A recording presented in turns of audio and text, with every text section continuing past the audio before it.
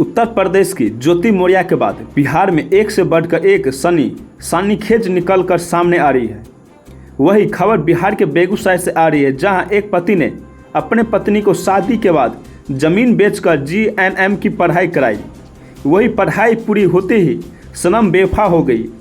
पति का कहना है कि जमीन बेचकर जीएनएम की पढ़ाई करा रहे थे।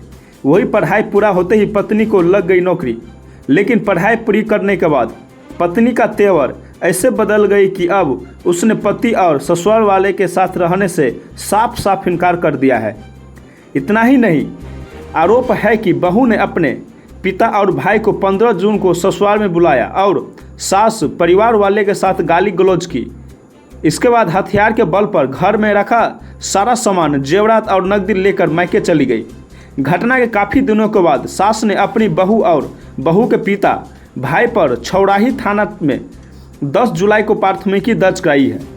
सास का आरोप है कि मैके चले जाने के बाद पंचायत भी की गई, लेकिन बहू साथ रहने के लिए तैयार नहीं हुई। पूरा मामला बेगूसराय के छौड़ाही थाना क्षेत्र अंतर्गत अमारी गांव की बताई जा रही है।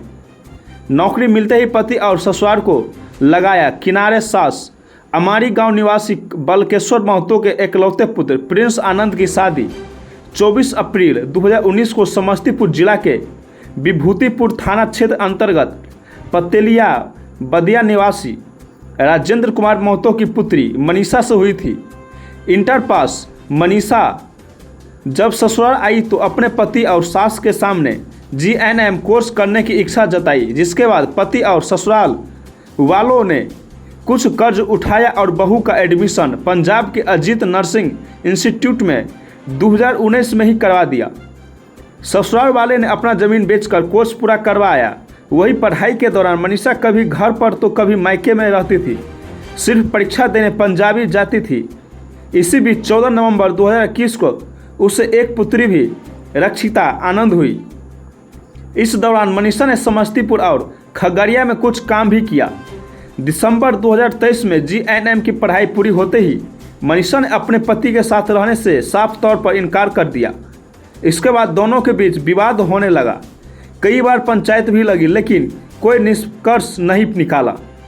वह इस संबंध में छौड़ाही थानाध्यक्ष पवन कुमार सिंह ने बताया कि सुलेखा कुमारी ने अपने बहू और अन्य लोगों के खिलाफ आवेदन दिया है। दिए गए आवेदन के आधार पर प्राथमिकी दर्ज कर मामले की जांच पड़ताल की जा रही है। आज जो है बेटा के साथ मेरे साथ गाली गलौज हर एक तरह की करती थी। जब हम निकम्मा है, इसके साथ हम नहीं रहेंगे, कमातार नहीं है, हम नहीं रहेंगे, तलाक हमेशा कहती थी, तलाके देंगे। उसके बाद पर पंचायत हुआ। उसके बाद 15 जून को उसके पिताजी आए यहाँ और रोशन कुमार भाई है, दोनों मिलके और बेटी को बोली जो जल्दी चलो। तो हम बोले समधी साहब बैठिए, पहले बातचीत कीजिए, हमको बेटा को आने दीजिए, उसके बाद बहू को ले जाइएगा। उतने में रोशन कुमार ने पिस्तौल लेके कान में सटा दिया। अब बोला कि बसरी वाली बोलेगी ना तो ठोक देंगे, एक शब्द नहीं बोल सकती है। ग्रामीण लोग एक दो लोग आए, उनको भी बोले जो आपसी मामला है, इसमें आप लोग नहीं पड़िए, नहीं तो आप लोग भी फंसिएगा। वो लोग साइड हो गए। उसके बाद घर में जो पेटी था, मेरा जेवर था, रुपया था 50,000, सब लेके उसको पापा बोले कि जल्दी मनीषा जो सामान लेना है निकलो, बर्तन बासन जो जो सामान था सब लेके बोलेरो में बैठ गई और चल गई। उसके बाद भी पर पंचायत हुआ, वो नहीं मानने के लिए तैयार हो रहे हैं और गाली गलौज देवे करते हैं। गांव में आके भी धमकी बेटा देता है रोशन कुमार। थाना में आवेदन दिए? हाँ, आवेदन दिए, FIR करवाए, उस पर भी कोई सुनवाई अभी तक नहीं हो रही है। लेकिन कोई कोई आदमी आए थे गाड़ी से, पूछताछ करके ले गए हैं। ठीक थी, बहुत अच्छे से चल रही थी। जब फाइनल हुआ जीएनएम में, वो पोती भी है, 2021 में पोती जन्म मिली। पोती भी 3 साढ़े 3 साल की है। पोती को भी हम लोगों को देखने नहीं देती है, न आने देती है, यहाँ अपना मैके में ही रखती है। फिर 15 जून को जब वो लोग सब सामान लेकर चल गए, फिर क्या हुआ?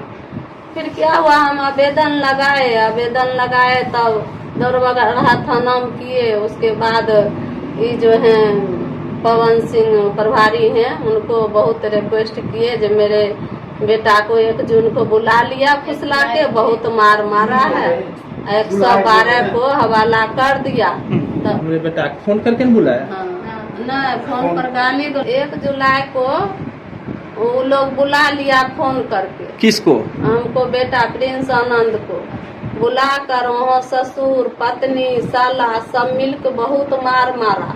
इसको एगो खटिया पर सुला के दारू छीट दिया, बोतल रख दिया, और उसके बाद जो है 112 को फोन करके उसको हवाला कर दिया। तो यहाँ फोन किए वो लोग, तो हम बोले कि हमको बेटा को थाना जाने दीजिए, हम थाना से छुड़ा के लाएंगे।